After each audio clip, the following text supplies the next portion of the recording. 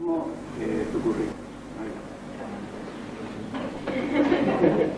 Bueno, ante todo, yo soy Marcos Erice y no puedo decir que soy profesional en tal o cual cosa, sino, digamos, que me instruí en mi formación como en el campo profesional, podría decirse, en el campo de la psicobiología en Venezuela, y también estudié administración comercial sin graduarme en la Universidad Católica de Trujillo, y también estudié el profesorado de francés e inglés, que es un traductor e intérprete. Pero más allá de eso, lo que más me ha interesado en la vida no son tanto los títulos que a la larga no es lo más importante, sino saber quién soy yo. Entonces eso me llevó a la búsqueda de quién soy yo, o sea, el autoconocimiento, y dentro del aspecto profesional, hace 15 años que estoy en el campo de la consultoría, en lo que es, al principio, selección de personal, luego organización y reorganización empresaria. Desde el año 89 me dedico a la calidad total. Mi formación en el campo de la calidad total tiene la línea de Philip Crosby, en Estados Unidos, y un poco de Ishikawa, ¿no?, de Itaguchi, en Japón. Me inclino más hoy en día hacia la línea japonesa, y hoy vamos a ver justamente algo al respecto.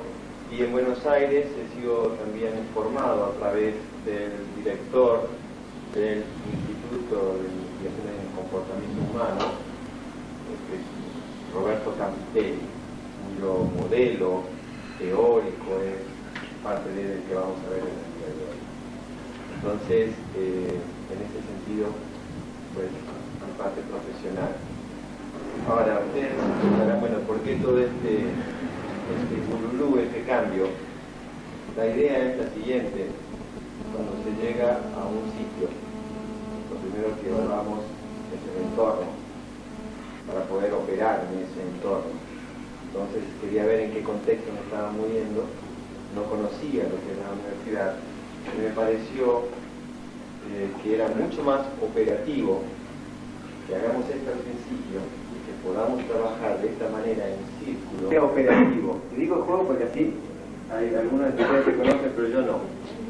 Y vamos a empezar por, ¿cómo te llamas tú? Ana.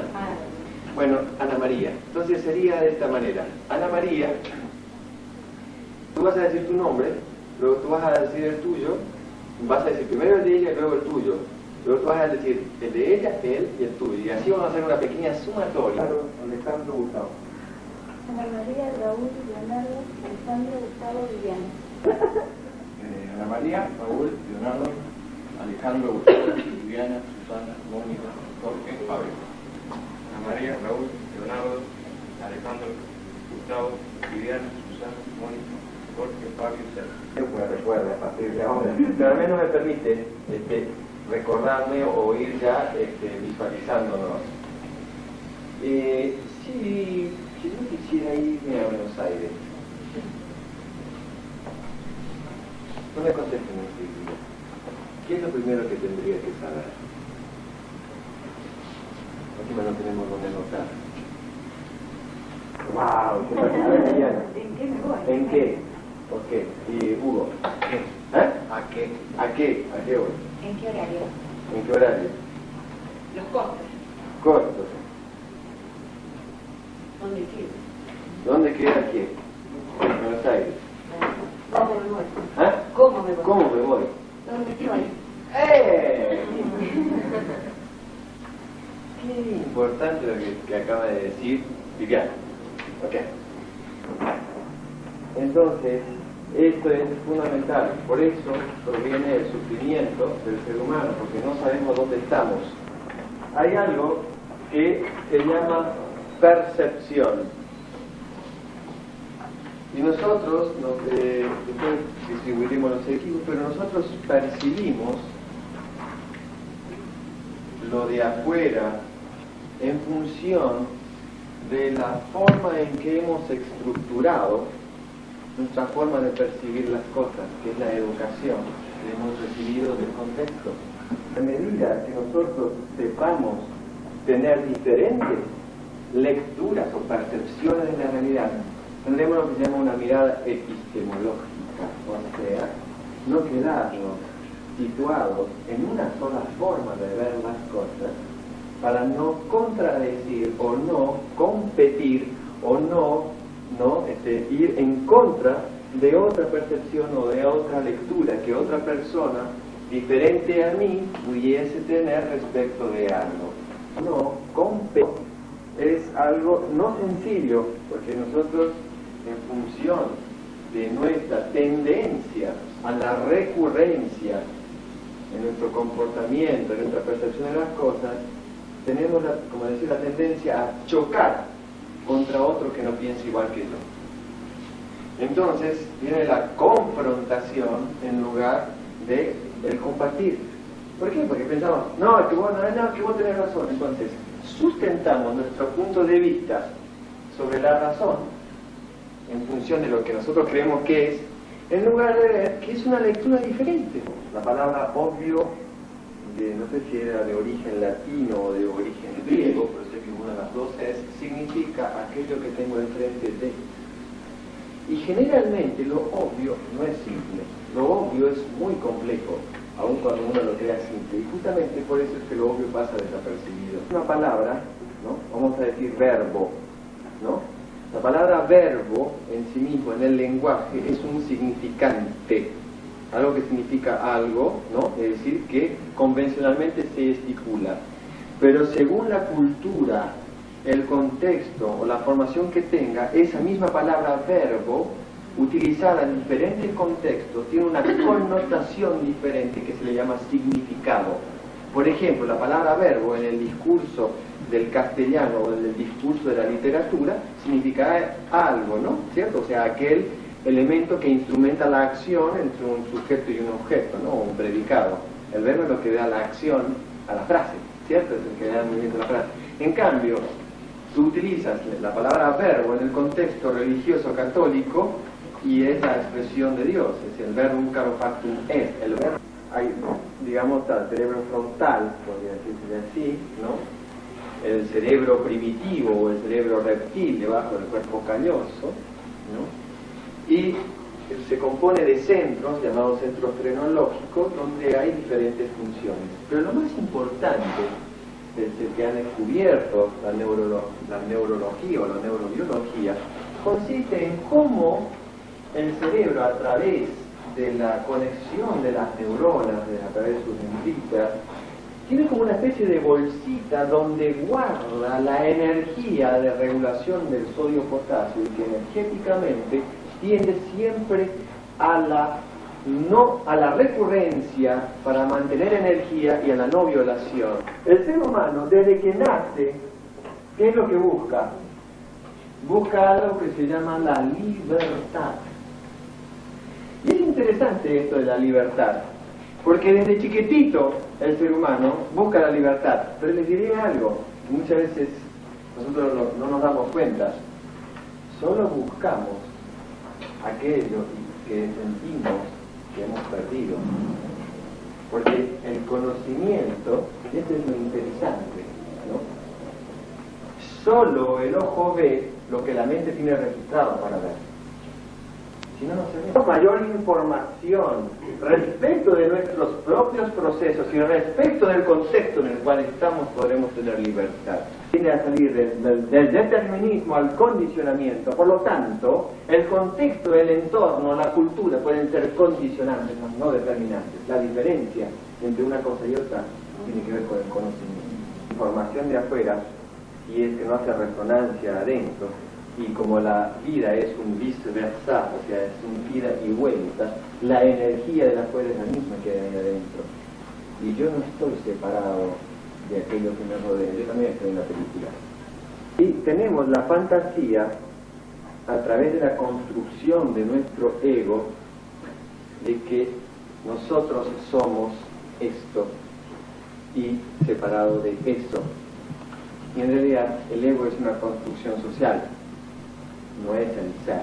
Y cuando trabajemos hoy el ser y el rol vamos a ir comprendiendo esto. La mente en sí misma, y uno de los instrumentos de esa mente llamado el intelecto, para darle un nombre, es el que discierne ¿no? Cuando sí y cuando no. Pero la mente, aun cuando en su movimiento es sistémica, ¿no? O sea, no es lineal, el pensamiento sí es lineal. Y tenemos la fantasía, a través de la construcción de nuestro ego, de que nosotros somos esto y separado de eso. Y en realidad el ego es una construcción social, no es el ser. Y cuando trabajemos hoy el ser y el rol vamos a ir comprendiendo esto, para ver cómo en la medida que nosotros vamos conociéndonos, podemos ir comprendiendo nuestro entorno y poder comprender qué es lo que sucede y no limitarnos al mero lenguaje o discurso verbal. Entonces esto es importante en la interacción dinámica y en la comunicación. Porque acá hay una cosa que dado que vamos a trabajar sobre las organizaciones, la organización tiene como fundamento la eficacia, pero no existe organización sin comunicación. La energía puesta sobre algo se llama costo. Entonces, todo costo viene a ser la energía aplicada a algo, sea energía humana, sea energía tecnológica, sea energía informativa, sea energía de cualquier cosa. Y esto es un concepto, digamos, del paradigma, ¿no? Y utilizo esa palabra porque es algo muy importante en la construcción de la realidad. Y hoy en día nosotros vamos viendo cómo los paradigmas preestablecidos por los gigantes industriales del mundo determinan la conducción de hacia dónde va el mundo. Y establece un nuevo tipo de comportamiento. Si nosotros vimos la joven o la vieja, veamos que la figura está, pero es uno como percibe. Y entonces, de repente, cuando la mente focaliza un punto, ¿no? Y luego entra la segunda etapa, que es la inferencia, en el momento de la focalización deja de ver todo lo demás. No es inferencia. Y esto es muy importante porque la mayoría de las veces los seres humanos directamente pasan, ¿no? Sin, ¿no?, conocimiento de la percepción a la inferencia, y a partir de la inferencia decodifican y entonces entra en contraposición con el medio. La idea es aprender a ser observadores, o sea, testigos. En la medida en que nosotros nos ponemos en testigos de la realidad, o de lo que los, digamos, sentidos perciben, ¿no?, algo que no es sencillo, podremos ver sin estar infiriendo, cosa que no es nada sencillo, en el sentido de no hacer interpretaciones de bueno, de malo, de que me gusta o que no me gusta. Como puede ser la mía. Les voy a presentar un modelo que tiene que ver con el paradigma del movimiento argentino hoy, aquí y ahora, pero dentro de 2 años quizás no sirve. Por lo tanto, es un modelo que actúa como disparador para que cada uno, en función de lo que percibe y decodifica, pueda ver qué cosa le hace resonancia y que le sirva para seguir adelante en el proceso del autoconocimiento y de poder, ¿no?, mediatizar un poco más con el entorno que muchas veces es muy conflictivo o muy rutinario. Cuando uno quiere introducir una nueva variable de cambio en un contexto que es recurrente y rutinario, donde la resistencia a lo que es, no al cambio, sino la resistencia a lo nuevo, no al cambio. Muchas veces se dice resistencia al cambio. También es una falacia porque hay que ver qué se entiende como cambio. La palabra cambio es lo esencial en la vida. La ley de la Lavoisier dice que en la naturaleza todo se crea, todo se conserva y que todo se transforma. Por lo tanto, la transformación es lo que da movimiento. Eso no existe lo estático. El cambio es la naturaleza del ser. La percepción puede ser, ¿no?, en función de la inferencia estática, porque el ser humano a través de su mente busca estatizar lo que ve. La estatización es en la mente, pero el movimiento es la naturaleza de la vida. Nada es sin movimiento, por lo tanto es una ilusión, una proyección, ¿no?, el querer ver las cosas siempre de la misma manera. Y eso se llama recurrencia, rutina. Es más fácil. Entonces, en la medida en que conjuguemos lo biológico, por eso es muy interesante, y es una propuesta que les hago a ustedes, si trabajan en las organizaciones, que aprendan un poco de neurobiología, algo muy sencillo, pero en la medida en que aprendamos cómo funciona el cerebro, comprenderemos cómo funcionan las organizaciones, porque es lo mismo. Dar cambio Yo diría, más que querer hacer crecer las cosas o a las organizaciones, ¿por qué no nos ponemos a analizar y a buscar cuáles son las causas que impiden ese crecimiento? Porque no se puede forzar y hacer crecer un árbol más rápido que aquello que tiene su tiempo. Por lo tanto, veamos más bien qué es lo que impide el normal crecimiento de una organización o de una persona. Entonces, allí trabajaremos, como se dice en Tarea Total, las causas que generan los famosos. Entonces, como varios de ustedes me han dicho, quedarse con lo que hemos visto del autodiagnóstico no nos sirve. ¿Qué hacemos de esto? Porque si no es que nadie no lo han probado y no sirve. No sirve. En realidad, la teoría es que no puede ser aplicada en el campo del comportamiento, no lleva al aprendizaje. Es decir, el conocimiento que no es puesto en comportamiento no deriva en aprendizaje. Si hubiésemos hecho el seminario, supongamos, yo aquí parado como el gran sabelotodo y ustedes está ahí mirando, ¿cómo sabe Marcos? Y no es lo mismo que decir que estamos de repente sobre el escenario, o sea, la miramos desde arriba, la miramos desde abajo, la miramos de costado, a nivel de percepciones, más allá de lo que es la conciencia visual, la percepción agarra todo. Y podemos ir viendo y aprendiendo desde muchos ángulos. Mi idea, digamos, la idea que tenemos nosotros es que cada actividad que hagamos no solamente conlleve el conocimiento verbal o la información verbal, sino que toda la dinámica sirva como un disparador. De manera que todo lo que ustedes están aprendiendo hoy, o viendo que ya sabían lo que está disparando a ustedes, lo puedan aplicar en su contexto, los que son docentes, e inclusive en la empresa. Por ejemplo, si en una empresa están trabajando en un área, la idea es que de repente algo que parezca utópico o gracioso es, pero supongamos que mañana llegan y dijeron mi oficina y la quiero cambiar, y ponen el escritorio 90 grados o 180 grados como lo tenían antes, y les puedo asegurar, ¿sabes qué? ¿Te puedes sentar ahí? No, por esto. 180 grados, les puedo asegurar que la visión, la percepción es diferente. Es muy diferente. Hagan la prueba, solamente hagan la prueba, siéntense en el lugar del otro, a ver qué pasa. Y bueno, aquí en América también, a través de, podemos ver en la cultura incaica, en las ruinas de... Claro, podemos verlas, digamos, aquí mismo en el Perú, que había un conocimiento. Entonces esta energía, ¿no?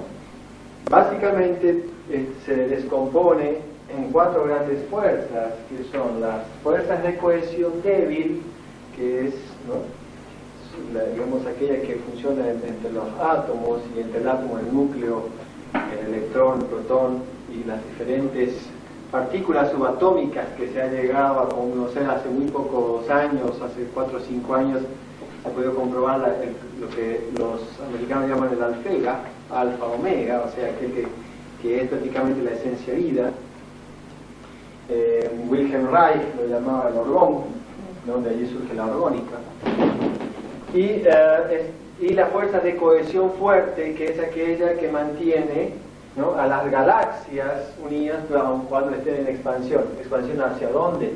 ¿Y dónde se expande el universo? Esto es lo interesante.